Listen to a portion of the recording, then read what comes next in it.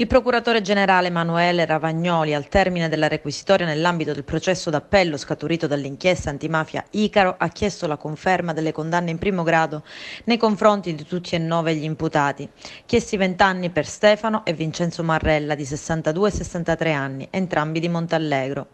Chiesti 16 anni per Antonio Abbate, 32 anni, Vincenzo Marrella, 44, Francesco Tortorici, 39 anni, anche loro di Montallegro, e 16 anni per Antonio Grimaldi, 58 anni, di Cattolica Eraclea. Per Gaspare Nilo Secolo Novo, 50 anni, di Santa Margherita Belice, 5 anni e 6 mesi. 4 anni per Carmelo Bruno e Roberto Carbone, 42 anni, di Motta Sant'Anastasia. L'unica assolta in primo grado era stato Pasquale Schembri, 54 anni.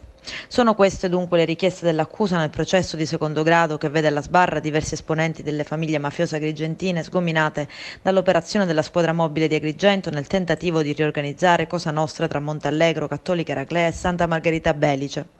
Il collegio difensivo è composto, fra gli altri, dagli avvocati Salvatore Vincenzo Salvago, Antonino Gazziano, Barbara Carascia, Salvatore Maurizio Buggea. Illustreranno le loro arringhe il 12 novembre e il 3 dicembre.